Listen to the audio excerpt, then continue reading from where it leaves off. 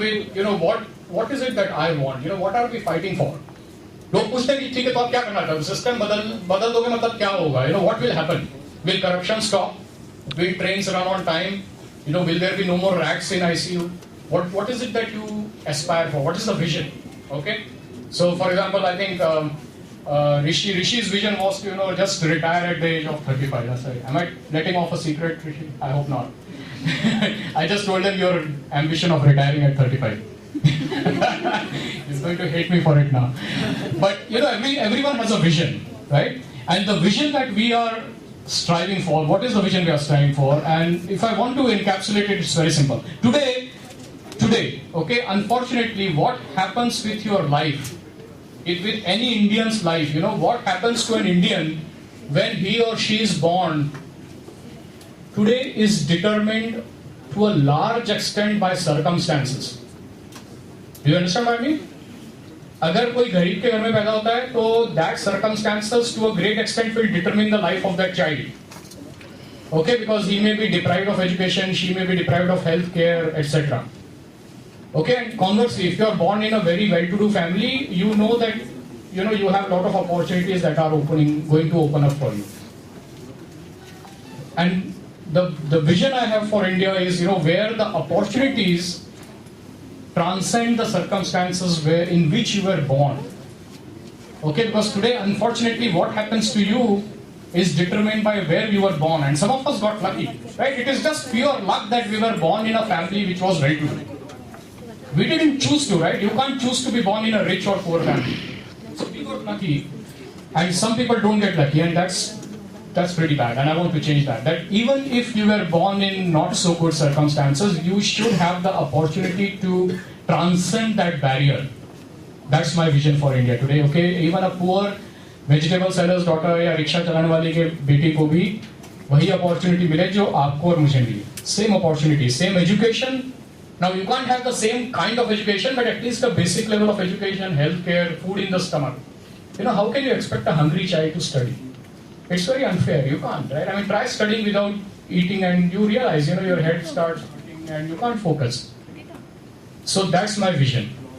Okay, and of course, no rats in ICU and all that stuff. That's a given. That's a given of any well-governed system, that things will be smooth. You will have roads which are reasonably clean, they work, systems that are working, water that's drinkable, electricity that's reliable, institutions that work. No one goes to the courts today, no one bothers with the judicial system because it doesn't work. So those kind of things, they are a given. So that's my vision for, that's what we are fighting for. Now it's very daunting, it's a very tall order, it's a gigantic task, but that's what makes it challenging, that's what makes it fun. And I believe we can do it, I need help, but I believe we can do it. Otherwise it's not worth living. If we can't fight this, there's really not much left to do that. And it was very easy for me to switch off. I was living in London, I had a great job, I could have easily said, I don't care a shit, jo ho raha hai, jaane do, mere se kya. Right? I was happily settled abroad, I had no reason to bother about India or anything. But if all of us begin to think like that, then there is some hope. If all of us begin to say, no, I have a responsibility to do something about this, because it's after all, घर की छत अगर leak हो रही है, तो कोई पड़ोसी आके तो ठीक नहीं करता. We have to fix it ourselves. Okay, so this is our country. We got to fix it ourselves, and I think we can do it. I believe we can do it. Okay, so that's what I'm fighting for, and one day I think we'll win.